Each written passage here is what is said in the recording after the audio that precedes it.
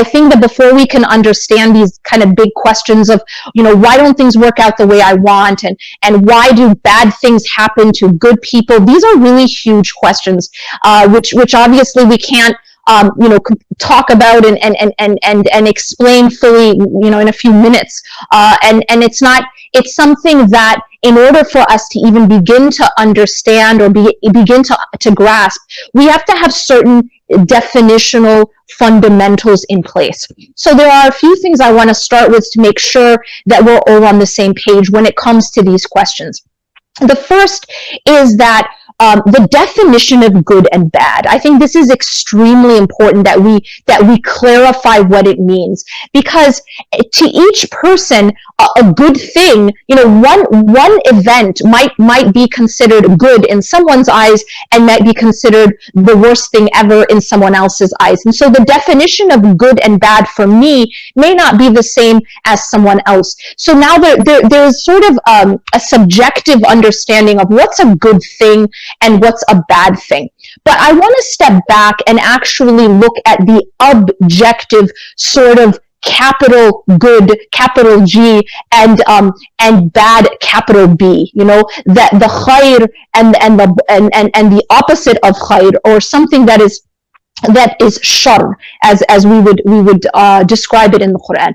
So now when we talk about these sort of objective good and bad, that's completely different than the subjective. So the objective good and bad has a different definition than the subjective good and bad, where I think something is good for me, it may or may not be, and you might think it's good for me, or you may think it's bad for me, and it may or may not be. But the objective good and bad has a very, very specific definition.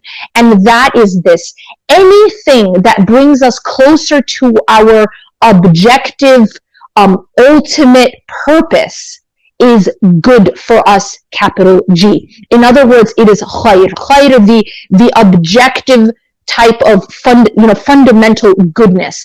And anything that takes me away from my ultimate purpose, my ultimate objective, is going to be bad for me, or shar. Okay. Now the question is, what is my ultimate purpose? What is it that is my fundamental objective of existence? And that is also answered clearly in the Quran, where Allah subhanahu wa ta'ala says, وَمَا خَلَقْتُ الْجِنَّ وَالْإِنسِ إِلَّا لِيَعْبُدُونَ.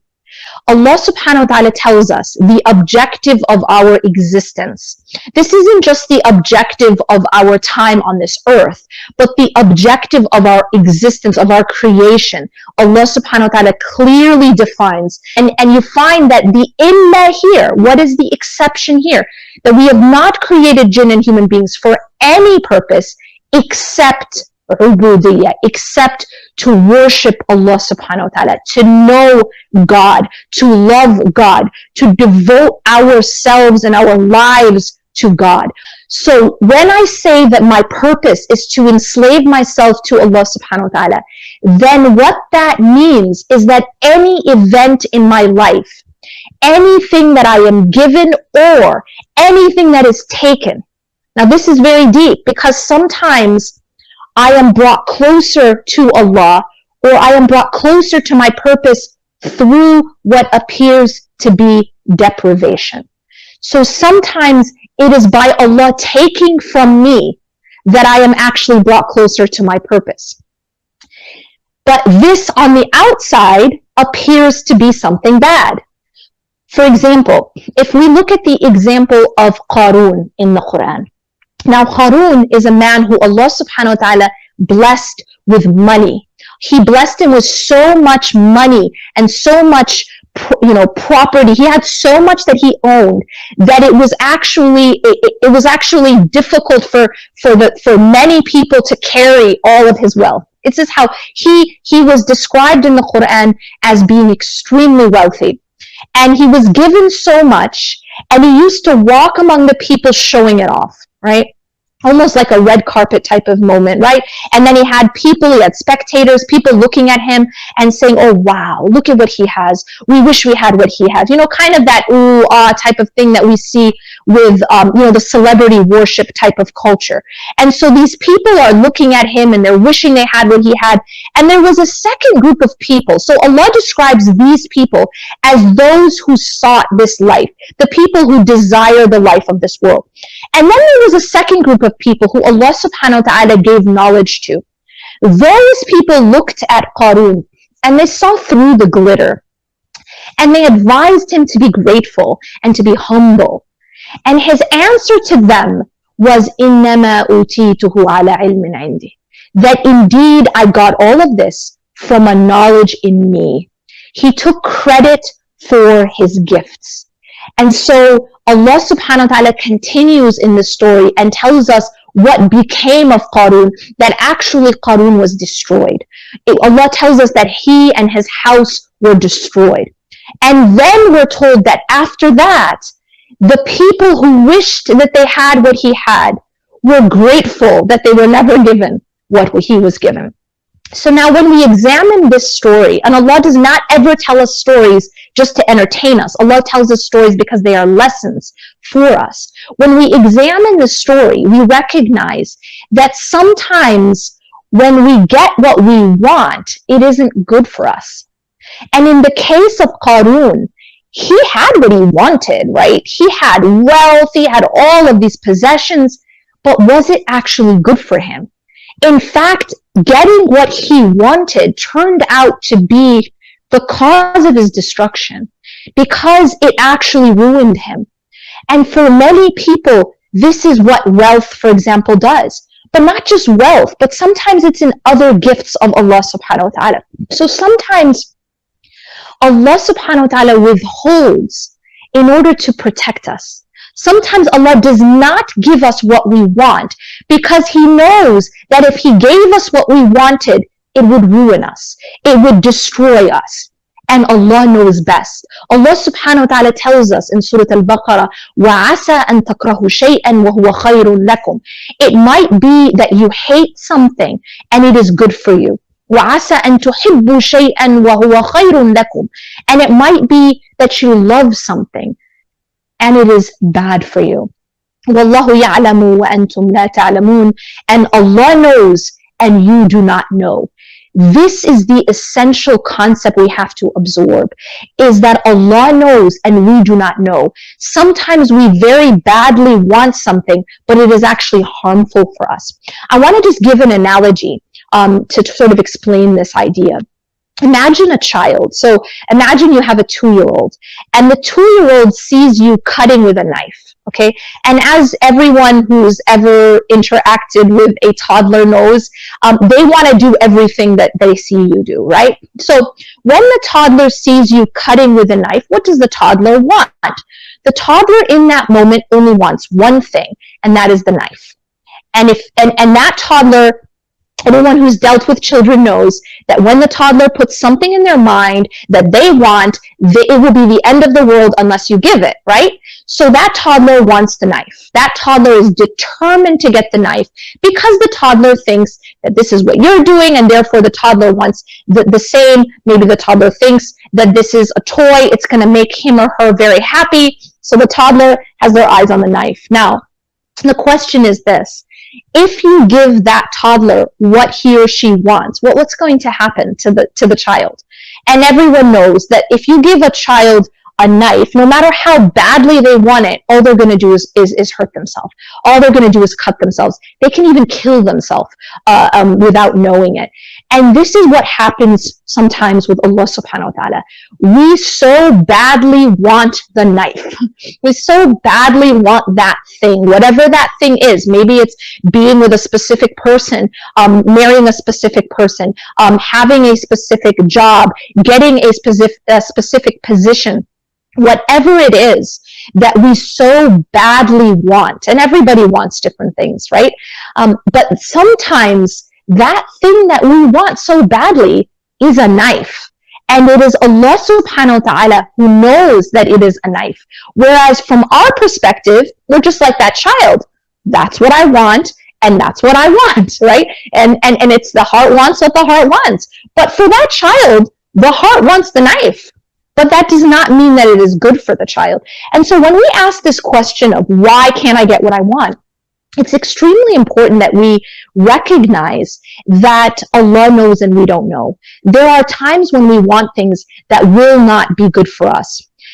Now, on the other hand, and inshallah I want to wrap up, on the other hand, sometimes we really, really hate something. We really hate the way something is working out, or the way, a certain outcome that has come to happen, right? Has come to be, and we don't want it.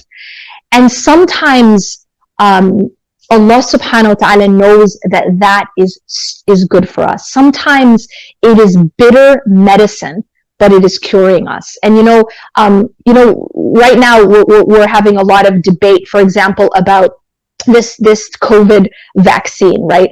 And without getting into any of this debate, let's just imagine that there was a cure for COVID. Forget about the vaccine for a second, but imagine that there was a cure, right? And the cure, it was 100% effective.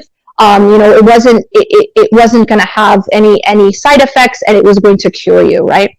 Now, if a person is ill, but imagine that I tell you that in order to get that cure, you have to be pricked, you have to have a needle prick, right? So you're going to have to endure a certain limited amount of pain, right? But that needle is going to give you the cure to the sickness.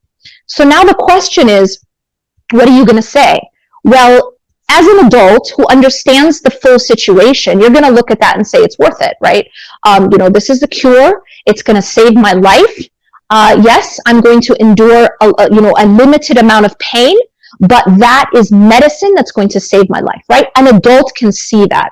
But now imagine taking a child, no concept of what COVID is, no concept of what the cure is, no concept of what the medicine is, and now you try to convince that child to be to allow you to give them or to prick them with a needle, to give them that medicine. What is the child going to do? The child doesn't understand. So what's the response of the child?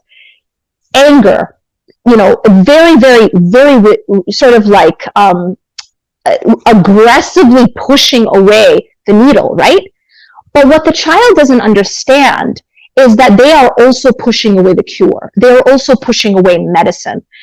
And now this is exactly what sometimes happens to us in our lives.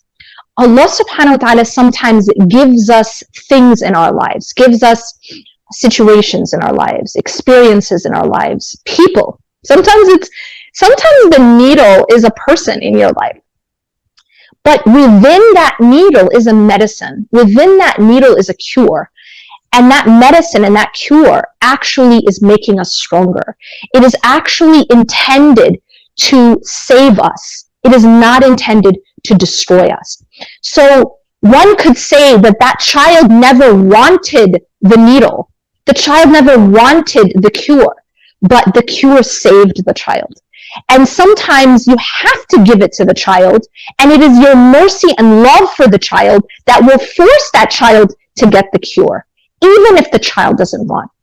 Now, Allah subhanahu wa ta'ala is high above any analogy, and Allah subhanahu wa ta'ala has more mercy for us than a mother does for her own child. And sometimes Allah subhanahu wa ta'ala gives us needles in our lives. They come in different forms. They come in forms of things we don't like. Sometimes they come in the form of pain. Sometimes they come in the form of loss. Sometimes they come in the form of people that enter our lives, that become a trial for us.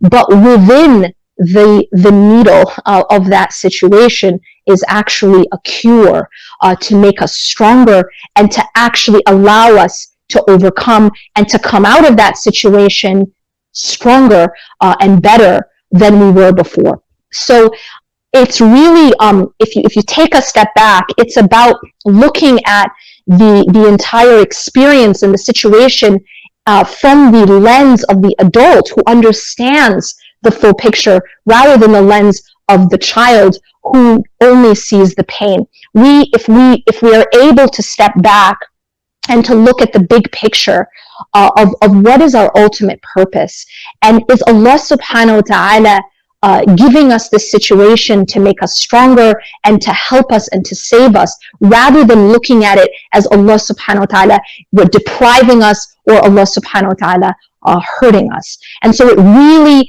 has to do with changing our understanding of who Allah subhanahu wa ta'ala is and what our ultimate purpose in fact is. أقول قولي هذا واستغفر الله لي ولكم إنه غفور رحيم.